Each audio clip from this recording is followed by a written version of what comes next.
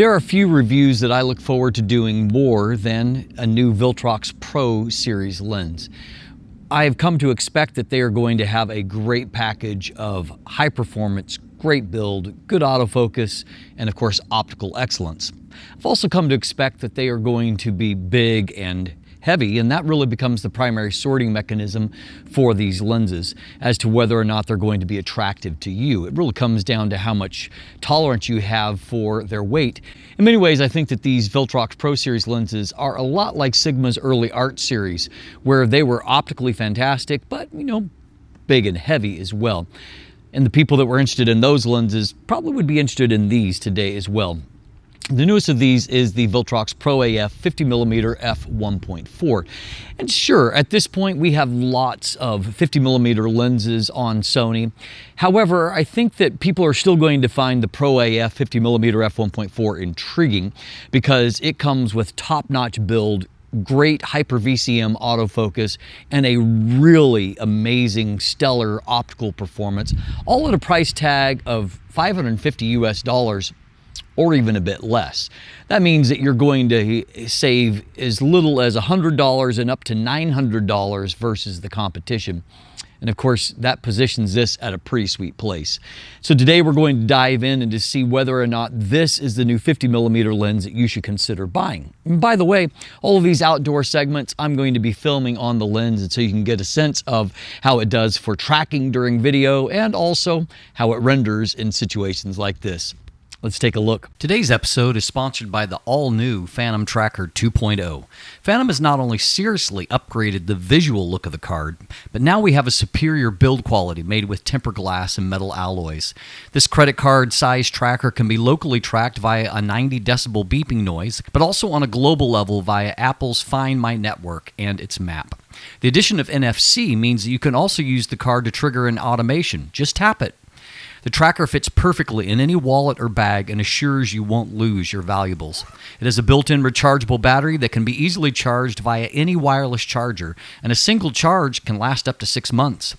The Fantom Tracker 2.0 makes for a seriously cool gift, so visit store.fantomwallet.com and use code Dustin20 at checkout for 20% off. That's store.fantomwallet.com and use code Dustin20 for 20% off. So in disclosure, this lens was sent to me from Viltrox for evaluation. As always, however, they have had no input in my review process, nor will they see this review before you do. This is a completely independent review. So let's take a look at the build and the design here. So when it comes to the Pro Series lenses, just so you know, Viltrox has kind of two professional lines that they are developing essentially side by side. And so we have the Pro Series, which for full frame seems to be lenses with an f1.4 aperture. They're also the Lab Series, where they're a little bit, well, they're bigger, heavier, and more premium, and they tend to have maximum apertures of f1.2 with the exception of the 135mm, which is a maximum aperture of f1.8. These Pro Series lenses, they don't quite have maybe as many features as the Lab lenses, but they are really beautifully built lenses. The body is made out of an aviation grade magnesium aluminum alloy, so very high-end material, very dense and tough, but of course also it comes at the cost of some weight. This lens, like the 85mm f1.4, weighs exactly 800 grams or 28 ounces, and so that means that it's going to outweigh lenses like the Sony 50mm f1.4 G Master, which weighs just 516 grams, and so that's a big difference, obviously. The Sigma 50mm f1.4 Art weighs in at 660 grams, and so even relative to that, we've got an extra 140 grams here in the Viltrox lens. The closest comparison, really, in terms of size and weight, is actually the Sony Zeiss Planar 50mm f1.4, which is roughly the same dimensions, and it weighs about 20 grams less, 780 grams. And so very comparable to the Pro Series lens when it comes to that. So obviously, if you're looking to travel light, the Pro Series is not for you. That's why the Air Series exists. This lens is 84.6 millimeters or 3.32 inches in diameter and 111 millimeters long, 4.37 inches. That's roughly right under 4 millimeters more in diameter for the Viltrox than the GM lens, and it is about 15 millimeters longer. And so definitely all around this is a bigger lens, and that's why it weighs what it does. Even when it comes to the front filter threads, the GM lens has a 67 millimeter front filter thread. We're all the way up to 77 millimeters here for the Pro Series lens.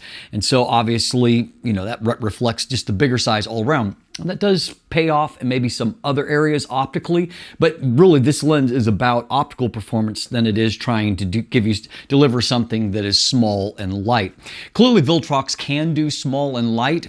We see that again and again with the Air series, but it seems like when they're going to these big maximum apertures that they have a different set of priorities for those lenses. That's fair. I do prefer the Pro Series approach to aperture than what I do the Lab Series. The Lab Series uses that OLED screen, and it's a little bit more technical in the things you can do, but it's maybe not always as functional than this just traditional setup. And so when it comes to aperture, we have the ability to have clicks with 1/3 stop detents all along. What we don't have is an aperture lock here. Thankfully, though, we do have a nice firm detent between f/16 and automatic. So that I think is better. It's a little bit more precise than what I've seen previously. You do have the ability, however, to declick the aperture and to smoothly rack through the aperture range. That will allow you to do things like aperture racking, as you can see here, which just gives you more versatility when it comes to the video side of things. When you have it clicked, you can hear that those clicks are very well defined, and so you're not getting stuck on somewhere in between an aperture marking. It is very precise when it comes to delineating that.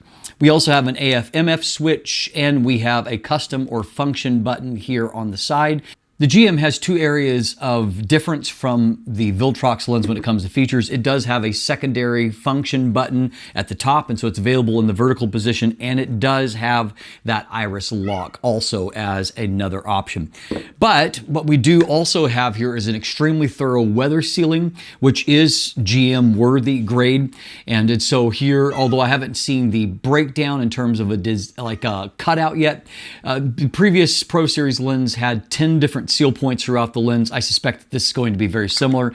We do have that unique kind of orange-red colored gasket at the back, which I actually really like because it gives it something that's visually distinct to this particular series. And then we have seals throughout, including their HD nano coating on the front element that, like a flooring coating on the Sony lens, is going to resist fingerprints, makes it a little bit more scratch resistant, things like that. All of that is good. Inside we have 11 aperture blades, and we have pretty good geometry. It's not perfect all across the frame, but as you stop down, we get more consistently round specular highlights all across the frame. On this lens mount, we do have that Viltrox feature that they've been really consistent about, and that is having a USB-C port that will allow you to do easy firmware updates to help to keep your lens current. All of that is very appreciated. Likewise, we have a nicely damped, nice moving manual focus ring here. It is focus by wire, as with all mirrorless lenses, but because the focus motor is very reactive, focus moves in a nice linear way without any kind of little chunks of focus or steps. All of that is nice and smooth.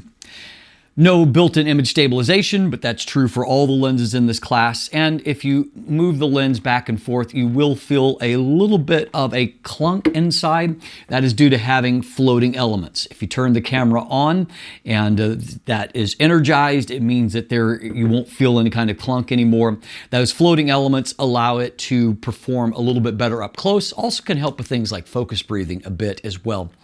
Minimum focus distance here is 45 centimeters, and you have a resulting magnification of 0.14 times. So right under 0.15 times. So the Sigma standard is 0.15 times. The GM is 0.16 times magnification. And so it does fall behind both of those by a tiny measure, but definitely with the Sigma, not in any kind of meaningful way, and just a very slight difference with the G Master lens. The performance here is very good up close, which does give you some versatility there. It comes with a lens hood and it also comes with a pouch. I do have one complaint, at least on the copy that I'm reviewing when it comes to the lens hood, and that is that while it does click into place, there's not enough resistance once it's there. And so it's actually not all that difficult to dislodge that. The approach for Sigma and Sony is that there is an actual locking button that you can lock or unlock. So far, that's not been the Viltrox procedure, but I have seen definitely some Viltrox lenses where it just bayonets into place with more precision and it holds better than what this lens does. So I'm gonna have to give it a little bit of a dock on that front. At the end of the day, however, outside of the size and weight, this is a really beautiful build quality, and it's also, I will also say, it's a very good looking lens. If you care about the aesthetics, these Pro Series lenses, frankly, are some of the better looking lenses available, period. And so I really do appreciate all of that as well. So build quality, pretty fantastic here. So let's talk autofocus. Viltrox has moved to their Hyper VCM focus motors in their most recent Pro Series lenses. This is a big step forward because these are higher thrust, smoother, quieter in operation. It's just a more sophisticated autofocus system. Now, while they have reserved the multiple Hyper VCM motor configurations for the Lab Series lenses, even a single Hyper VCM motor is going to be enough to give you autofocus that is really better than pretty much everything in the class, short of the Sony G Master lens that does have dual of their XD linear motors driving focus there. As you can see here, focus isn't exactly instant, but it is very quick in operation. You can see, focus transition from close to far, and so it's just not that instant back and forth. However, it is moving there very quickly, as you can see. What I found is, for practical use, it did great. I was able to with some success, catch photos of Nala moving on the fly here, even though she was very camouflaged in that situation. So they were able to get some good focus results there. For lesser type results, I was able to get, great autofocus when it came to things like portraits, where focus is just perfect in all of them. And frankly, I expect nothing less from lenses at this point because the sophistication of the camera systems on Sony is so good. I also found that just for casual shots, family type shots, that autofocus was just generally really fantastic. It's sharp, it's very, very quiet. In fact, so quiet you can hold it right next to your ear and you can focus back and forth, and you kind of question to see whether or not focus is actually happening because it is so quiet even in that close proximity. And so if your priority is getting something really smooth and sophisticated in its focus, then this is a really great focus motor. I would say that if you're going to try to tackle, fast action type stuff, at the end of the day, you're probably better served going with the Sony lens for a couple of reasons. It still has the most sophisticated autofocus, the fastest and highest thrust, and also, of course, you're going to eliminate all of the third-party limitations that Sony imposes. And so I think for that purpose, if you're shooting fast action, go with the Sony lens. But at this stage, I wouldn't say that there's any advantage to a lens like the Sigma 50mm F1.4 Art, for example. This lens is every bit as good, if not better, in the sophistication of its autofocus system. So compared to everything that cost under $1,000, this is right at the top of the class. Now, on the video side of things, I think that the Hyper VCM focus motor maybe even does a better job. Here on Sony, you can see that there is absolutely no problem if I start to approach the camera and focus is tracking me there. If I step out of the frame or duck down, you can see that focus, it does actually move to the background, but then it quickly locks back onto me as I re-enter the frame, and you're back to very accurate autofocus in no time at all. What's more, you can see in the focus pull test that I do that we have a nice smooth transition from front to back with those subject. I don't see any kind of visible steps or pulsing, but rather a nice confident lock on. And what's more, you can see that focus breathing is actually really quite well controlled. I don't see any kind of significant change between the size of objects, whether close or near. And of course, that's even shooting at f1.4. You stop down a little bit more and that focus breathing, what is there, would become even less visible. Likewise, when I tested going from my hand to my face, allowing focus to go back and forth, zero problems in that front as well. It made nice transitions back and forth. So in general, I found I actually shot quite a lot of video clips with this lens. I shot as you can see some of this footage here, shots even when they're backlit, focus is nice and solid. I also shot a number of my YouTube episodes, some of the static sets with this lens, and of course I couldn't publicly report that because the lens wasn't yet publicly available, but I used it for that purpose and it worked just fine in all of those applications. And so in general, I think if you're looking for a nice, stable and affordable 50mm lens with a fast maximum aperture and you don't mind a little bit of weight, well, this is a pretty great option. So let's dive into the optical performance. We have, similar to the 85mm, we have an optical design of 15 elements in 11 groups. While that is identical, the optical formulation obviously is different. We have 3 extra low dispersion elements in the design, 8 high refractive index elements, and then we have one of what is a newer element for Viltrox that I hadn't seen previous to this year, and that is a UA, or an ultra aspherical element.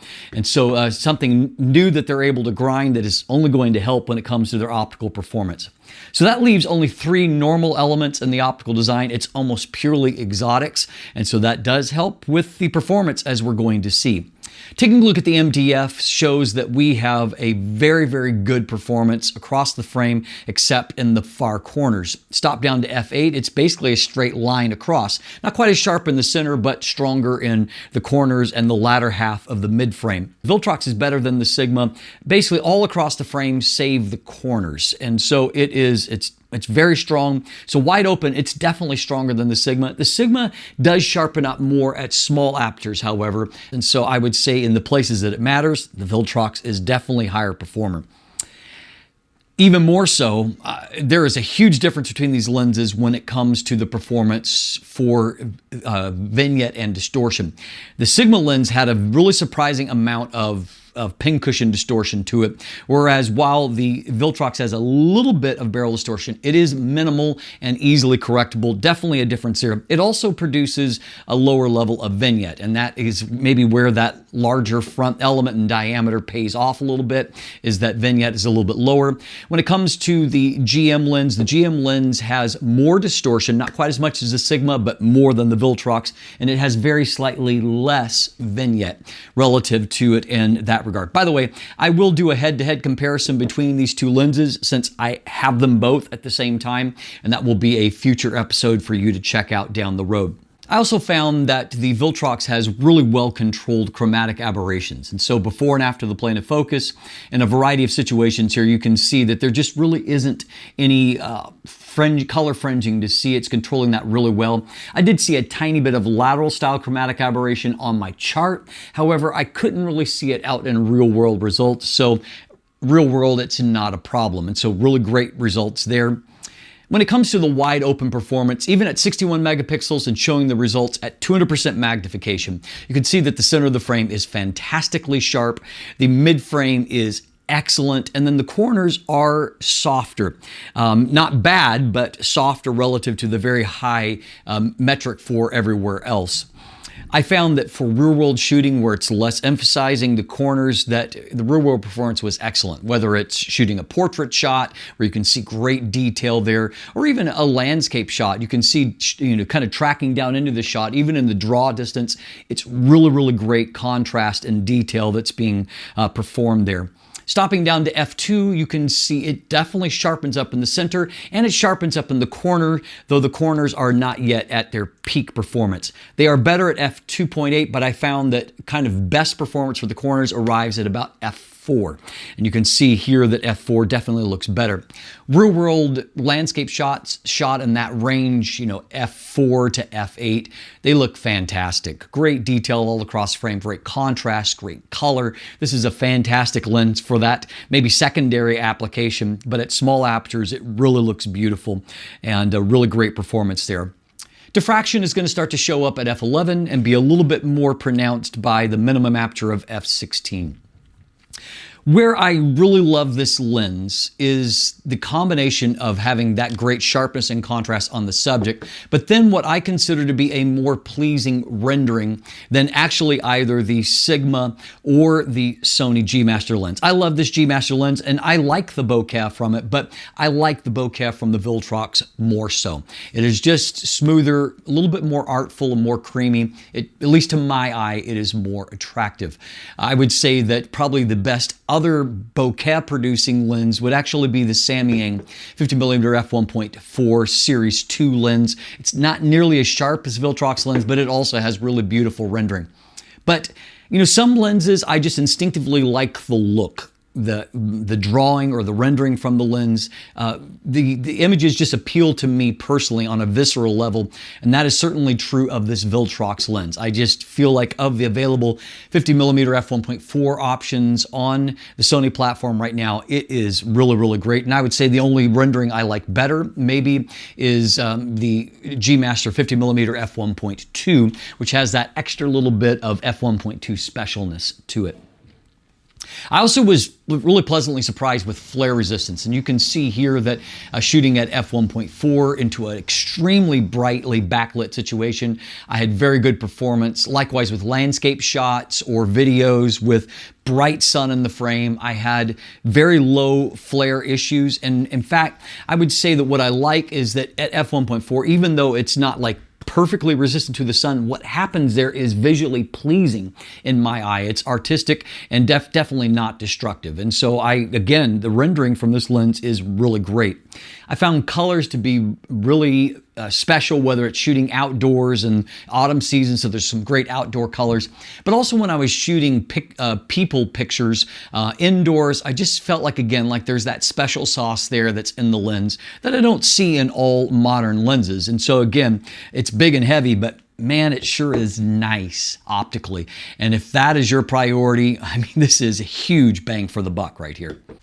So in conclusion, I mean, there's really not a whole lot to complain about when it comes to really any of these Pro Series lenses, but I think particularly of this 50mm f1.4. I liked the Pro AF 85mm f1.4 a lot, and if anything, in subsequent months of using it since my review, I've liked it even better. I can tolerate the weight, I feel like, and I really love the results that it gives. In many ways, though, I think I like this 50mm f1.4 even better. And that's saying something because I have long loved my Sony G Master 50mm f1.4, which really is a fantastic lens. And it does still take the win in some ways when it comes to autofocus. And then obviously to have such a great optical performance in a much smaller package. At the same time, though, if I were just looking head to head in just in terms of pure image quality, particularly when I consider the overall rendering, I would probably go with the Viltrox Pro AF 50mm f1.4. I think it really strikes a beautiful balance for an f1.4 lens between that sharpness and contrast and then just beautiful rendering from it. And the fact that it's also such a very good video lens means that, frankly, I could do everything that I do with that G Master lens, with this Viltrox lens, and I wouldn't miss a beat. When you consider that there's a $900 difference between the two, I think that's a pretty compelling argument for the Viltrox at the end of the day. Obviously, we are very fortunate to have so many very good options available to us at different price points, but I suspect that even with a fairly full market, this Viltrox lens is going to come in and it's going to sell very well for the simple reason that it is just the best bang for the buck that frankly we may have ever seen before. When you measure the combination of the optical performance, the autofocus performance, and then the build and feature set, this is a beautifully professional grade lens, as the name suggests, but at a moderate consumer grade kind of price. And we are very, very fortunate to live in a day when such lenses are available to us. Now, if you want more information, you've got a couple of options. You can check in the description down below, and you've got link to my full text review that is on the newly revised and updated dustinabbott.net. So go and check that out. There are some buying links there. And if you want a deeper dive into that optical performance with a few more comparisons along the way, well, stay tuned with me right now. I'm going to jump into that and share it with you. Okay, we'll start by taking a look at vignette and distortion. You can see there is a very mild amount of barrel distortion there. However, it is a very linear style barrel distortion, none of that complex mustache pattern. And so you can see I used about a +3, +4 to correct for it. No issues there, a nice clean correction. There is some vignette largely concentrated in the corners. I needed a +62 to correct for it.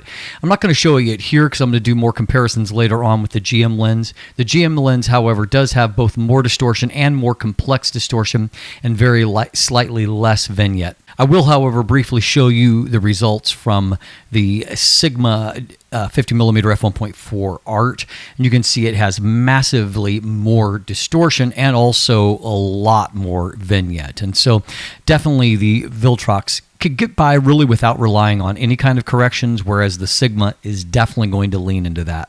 Here on my chart, there is minimal amount of longitudinal style chromatic aberrations. I actually see a little bit more before the plane of focus. If I look at something three-dimensional like my dad's old SLR, you can see that there's no fringing problems here anywhere.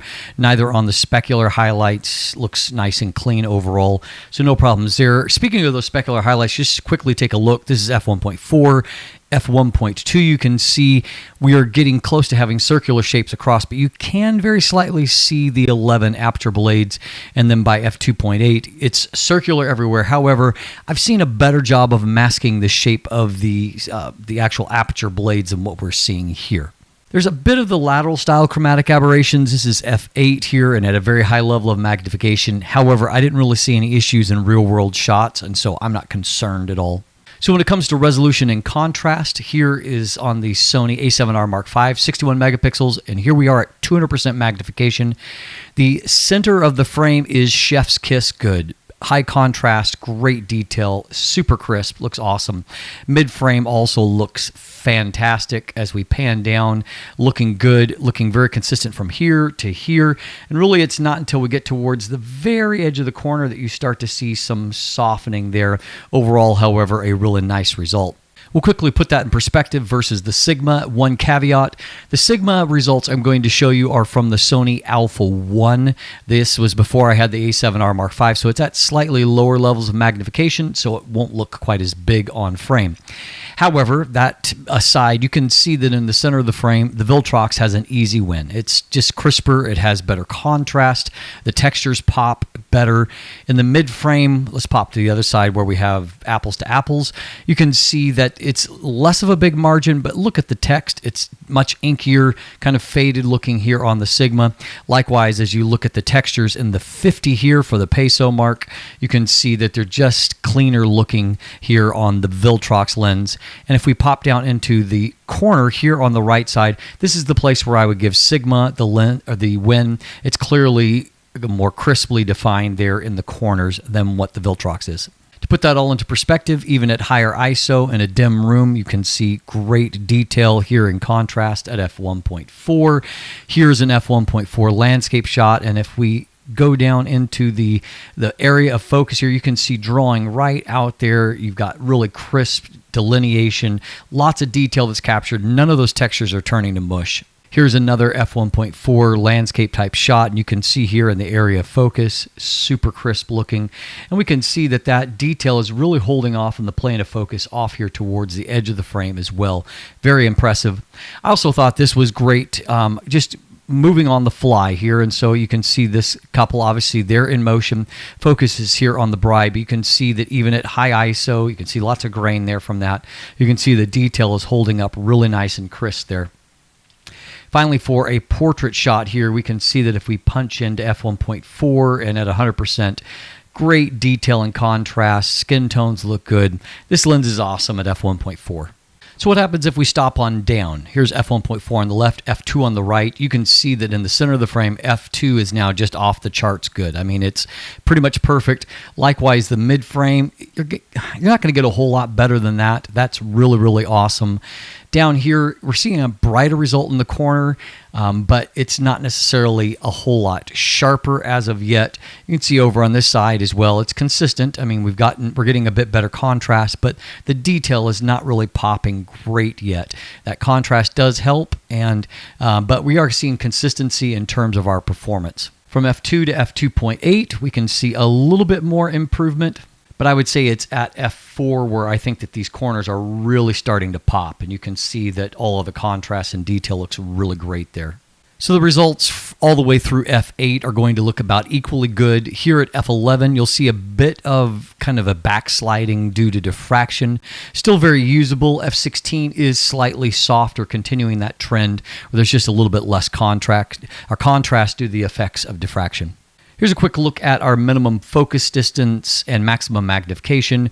We can see here that contrast and detail are good, but I don't find it as exceptional as what some of these lenses have been. It's good, but the contrast isn't quite as good up close, I would say, as it is a little bit further out. Here, for example, at f1.4, a little bit further away, I mean, look at how much the textures just boom, pop right off the page there. Looks really fantastic. And of course, looking towards the defocused area, even though this is not necessarily an amazing ratio for a 50mm lens, because the background is still relatively in focus, it's still blurring it out nicely. You can see the colors are really great. And here again, we're shooting into the sun, yet colors and contrast are holding up. Bokeh looks really nice. It's really impressive. Here's another shot where I think that it just shows off the best things about this lens. Great detail and contrast on our plane of focus, but the autofocus is really soft and creamy looking for a 50mm lens. In some ways, this feels a little bit more f1.2-ish. It's not quite that level, but really, really soft defocus background. Again, here's a lot of backlight in the subject, and yet holding up in where this could be just loaded with CA. And as we look towards defocused, it's just transitions really creamy to the background. Another shot here, again, the sun's right there. You see a little bit of prism right there, but that's no problem. Contrast and detail look great even in a strongly backlit situation. But again, look at how soft and creamy all of this looks. Very, very impressive. This image I love. To me, it just kind of screams autumn, which is a season I personally love. You can see again, there's a little bit of this prismatic, and there's a little bit of a ghosting artifact there. But to me, the image just feels warm and vibrant, and even this I like. And so, as you can tell, I'm not really turned off by that. And then when I'm shooting at smaller apertures into the sun, sometimes lenses kind of fall apart when they're stopped down a bit. But you can see here that despite two areas of focus where the sun is super bright, and this image doesn't really convey because it underexposes because the sun is so bright, but you can just see that there's that intense sun. But look, there's no ghosting artifacts down here. Contrast is holding up.